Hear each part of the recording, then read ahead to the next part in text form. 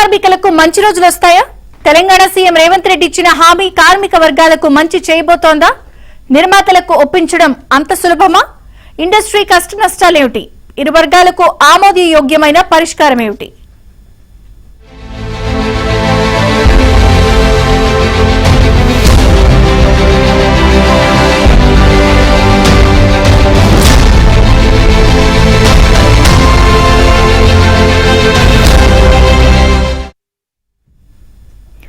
CM Revanth Reddy చేసిన ప్రతిపాదన అమలవుతుందా?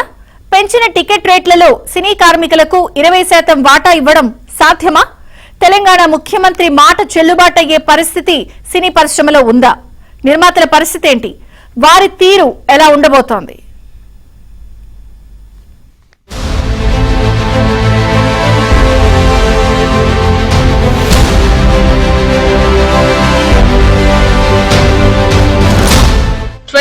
Crafts లో సినీ కార్మికులకు ఎవరి బాధలు వారివనే చెప్పాలి. ప్రతికూల పని పరిస్థితులు, అంతంత మాత్రం వేతనాలతో కార్మికులు నానా తంటాలు పడుతున్నారు. వారికి వేతనాలు, అలవెన్స్లు పెంచలేని పరిస్థితుల్లో ఉన్నామని నిర్మాతలు అనేక పర్యాయాలు వాపోయారు. సినిమా నిర్మాణ వ్యయం పెరగటం, ప్రేక్షకాదరణ తగ్గటం లాంటి పరిణామాల మధ్య కార్మికులకు వేతన పెంపు కష్టమవుతోంది. ఈ నేపథ్యంలోనే తెలంగాణ సీఎం రేవంత్ రెడ్డి చేసిన ఒక ప్రకటన తెలుగు రాష్ట్రాల్లో చర్చనీయాంశమైంది.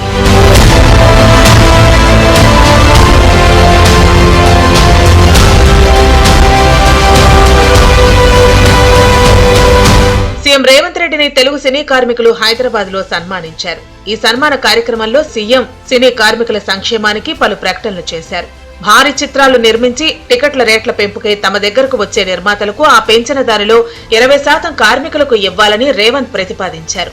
అలా వాటా ఇచ్చే నిర్మాతలకే టికెట్ రేట్స్ పెంచుకునే జీవో ఇస్తామని ఆయన అన్నారు. ఈ విషయంలో సంబంధిత అధికారులకు కూడా తగిన ఆదేశాలు జారీ చేస్తామని ముఖ్యమంత్రి చెప్పారు. శ్రమతో ఏర్పడే పెద్ద పెద్ద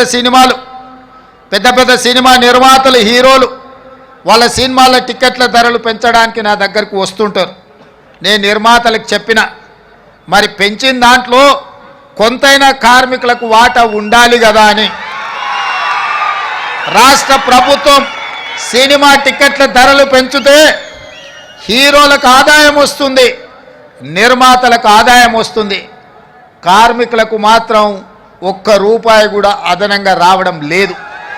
అందుకే ఈ వేదిక మీద నుంచి మీకు మాట ఇస్తున్నా, ఆ ఆదాయంలో 20% కార్మికులకు ఇస్తేనే రాష్ట్ర ప్రభుత్వం జీవో ఇస్తుంది.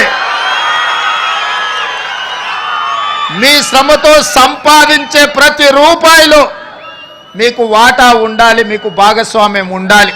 సినిమా కార్మికులకు ఆరోగ్య బీమా, జీవిత బీమా పథకాలను ఏర్పాటు చేస్తానని హామీ కూడా రేవంత్ రెడ్డి ఇచ్చారు.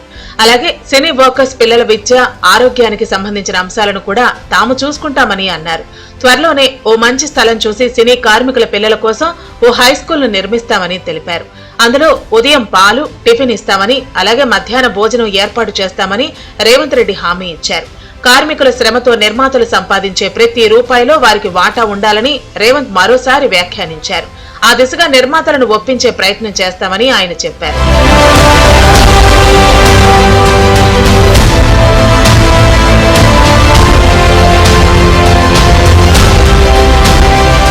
టికెట్ రేటు పెంపుతో వచ్చే ఆదాయంలో 20% కార్మికులకు కేటాయించాలన్న ప్రతిపాదన సినీ జనాన్ని బాగానే ఆకట్టుకుంది. అయితే ఆ అంశంపై సినిమా పెద్దల్లోనే అనుమానాలు వ్యక్తమవుతున్నాయి. అదో నోబుల్ థాట్ అని ప్రముఖ నిర్మాత రాజ్ కందుకూరి అభిప్రాయపడ్డారు. అది అందరూ ప్రశంసించాల్సిన అంశం అన్నారు. అయితే ఆ బెనిఫిట్ కార్మికుల దాకా వెళుతుందా అన్నది పెద్ద ప్రశ్నే అవుతుందని ఆయన విశ్లేషించారు. నిర్మాతలు తమ నష్టాలను పూడ్చుకునేందుకు టికెట్ రేటు హైకు అడుగుతున్నప్పుడు వాళ్ల ఆదాయంలో వాటాలు ఎలా ఇవ్వగలరన్నది మౌలికమైన సమస్య. ఆ ప్రాఫిట్ లోంచి 20% కార్మికులకు వెళ్లాలన్నది it's a very noble thought, very good thought, చాలా అప్రిషియేట్ చేయాల్సిన విషయం అది. అయితే ఈ క్వశ్చన్ ఏంటంటే, ఈ బెనిఫిట్ వాళ్ళ దాకా, వర్కర్స్ దాకా వెళ్తుందా అంటే, ఒక ప్రొడ్యూసర్ తన లాసెస్ ని రికవర్ చేసుకోవడానికి కొంత ప్రాఫిట్ ఈ విధంగా ఆయన ఫస్ట్ 2-3 days లో రికవర్ చేసుకోవడం కోసం రేట్ హైక్ అడుగుతున్నారు. రేట్ హైక్ ఏదైతే వస్తుందో అది ఫస్ట్ 3 days 4 days లోనే ఉంటుందా ఆ క్రేజ్. అంటే ఫ్రైడే నుంచి మండే కల్లా ఆ క్రేజ్ తగ్గుతుంది. దీనివల్ల కొంత ప్రొడ్యూసర్ బెనిఫిట్ వచ్చి తను ఇన్వెస్ట్ చేసిన మనీ కనుక ప్రాఫిట్ వైపు వెళ్తే ఖచ్చితంగా అది వర్కర్స్ కి ఆ బెనిఫిట్ వెళ్తుంది. అది షూర్ గా. Already industry is going through tough time. ఓ పక్కన వాకిన్స్ రావట్లేదు, థియేటర్స్ కి ఎందుకో ఇంత ముందులా రావట్లేదు. అది ఓటీటీ ఇంపాక్ట్ కావచ్చు, ఏమన్నా కావచ్చు. ఈ సిచ్యువేషన్లో సినిమాకి గోల్డెన్ డేస్ రావాలని నేను అనుకుంటున్నాను. సినిమా గోల్డెన్ డేస్ వచ్చినప్పుడు వర్కర్స్ కూడా బాగుంటారు.